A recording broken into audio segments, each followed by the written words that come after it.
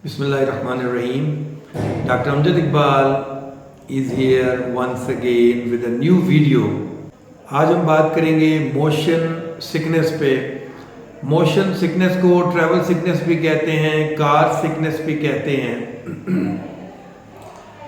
जब आप ट्रैवल कर रहे होते हैं, बाई एयर कर रहे हैं, आप बाई ट्रेन कर रहे हैं या गाड़ी में सफ़र कर रहे हैं, आप हिली एरिया पे जा रहे हैं या किसी भी जगह पे आप ट्रैवल कर रहे हैं, तो आपको जो है वो अजीब सी आपकी कैफियत होती है और मतली आने लगती है।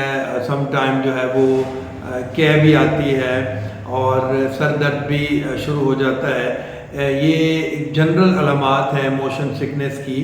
मोशन सिकनेस के बारे में हम बात करेंगे और इसकी काजेज़ हम जानने की कोशिश करेंगे, सिम्टम्स को स्टडी करेंगे और होम्योपैथिक ट्रीटमेंट को हम डिस्कस करेंगे, क्योंकि एक कॉमन प्रॉब्लम है कि जब भी कोई ट्रैवल करता है, बच्चा है या बड़ा है, तो उसे मोशन सिकनेस का प्रॉब्लम होता है और वो ट्रैवलिंग से घबराता है क्योंकि उसकी तबीयत जो है वो ख़राब हो जाती है।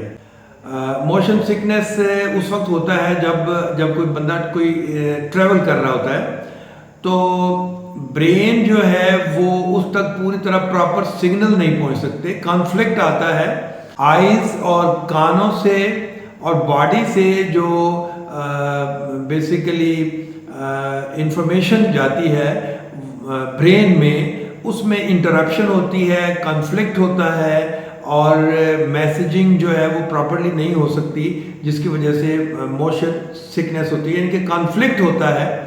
हम जो कुछ देख रहे होते हैं, गाड़ी चल रही होती है स्पीड में और हम बाहर की तरफ देख रहे होते हैं, हमारे कान भी उसमें इन्वॉल्व होते हैं, आवाज़ें भी होती हैं, तो there is a conflict between brain and eyes and ears. जो सिग्नल्स हैं उनमें कॉन्फ्लिक्ट होता है, जिसकी वजह से जो है वो मोशन सिकनेस होती है। Lots of motion in a car, airplane, boat और even an amusement park ride पे जब आप बैठे होते हैं, उसमें भी ये प्रॉब्लम होता है। तो ये किसी भी ट्रांसपोर्ट से हो सकती है। Children are more susceptible to motion sickness than adults. बच्चों में ज़्यादा होती है और ख़ास तौर पे 4 साल से 10 साल की उम्र के बच्चों में मोशन सिकनेस जो है वो ट्रैवलिंग सिकनेस जो है वो ज़्यादा होती है और उन्हें जो है ना वो उनमें भी बच्चियों की जो है रेशियो वो ज़्यादा होती है as compare to boys. Girls को भी प्रॉब्लम ज़्यादा होता है। इसके सिम्टम्स क्या होते हैं? बेसिकली नौजिया होता है, यानी कि दिल का ख़राब होना, मतली आना और या समटाइम वॉमिटिंग भी होती है। इंक्रीज सलिवेशन, मुंह में बहुत ज़्यादा सलाइवा जो है वो बनना शुरू हो जाता है, थूक बनना शुरू हो जाता है। स्किन पेल हो सकती है, पर्सपिरेशन होती है, पसीने ज़्यादा आना शुरू हो जाते हैं, या फिर डिजीनेस भी हो सकती है, बहुत ज़्यादा सुस्ती और नकाहत हो जाती है और सर का दर्द भी इसकी एक बड़ी अलामत होती है। हम कॉमन मेडिसिन स्टडी करेंगे। मोशन सिकनेस में होम्योपैथिक मेडिसिन जो है वो बहुत फ्रेंडली रोल प्ले करती हैं और अगर आप ड्यूरिंग ट्रैवलिंग अपने साथ अपनी अलामात के मुताबिक ये मेडिसिन रखें तो आपको बहुत बेनिफिट हो सकता है और ट्रैवल करने से तकरीबन आधा पौना घंटा पहले आप मेडिसिन ले लें तो कभी इम्कानात हैं कि शिफा मिन जानिबल्ला कि आपको किसी किस्म की मोशन सिकनेस नहीं होगी। वॉमिटिंग, नौजिया, हेडेक, डिजीनेस, ये प्रॉब्लम आपको फील नहीं होंगे। आज की हमारी सबसे पहली मेडिसिन है एकोनाइट।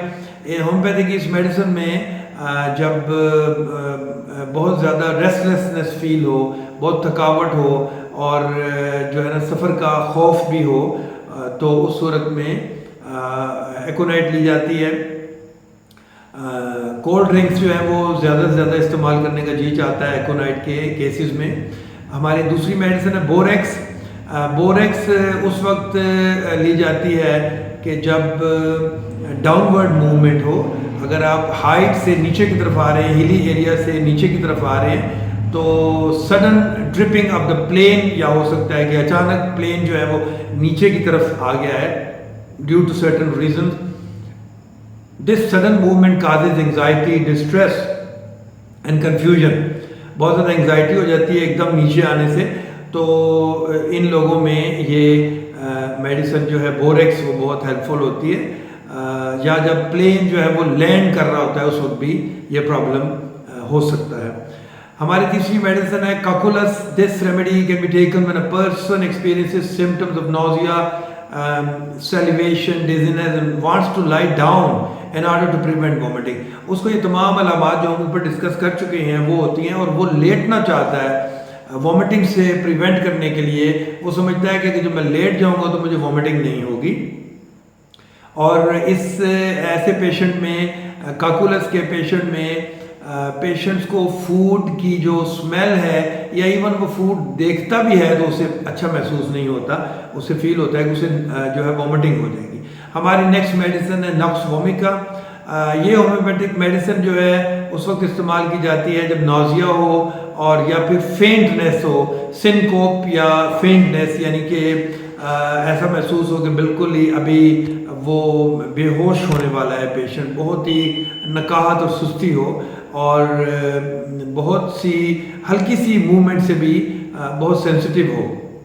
ऐसे पेशेंट जिनमें कॉन्स्टिपेशन होती है, कब्ज़ का प्रॉब्लम रहता है या इनडाइजेशन होती है, बदहज़मी होती है, उनमें भी अगर मोशन सिकनेस होती है तो नक्स वोमिका जो है उनके लिए बेहतरीन मेडिसिन है।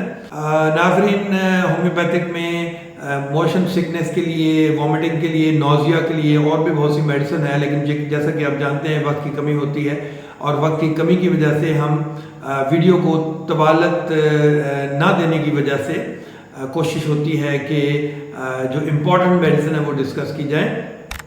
मेरी अल्लाह ताला से दुआ है कि अल्लाह पाक तमाम मरीज़ों को शिफा अता फरमाए, और इन्हीं नेक ख्वाहिशात के साथ मैं इजाज़त चाहूँगा।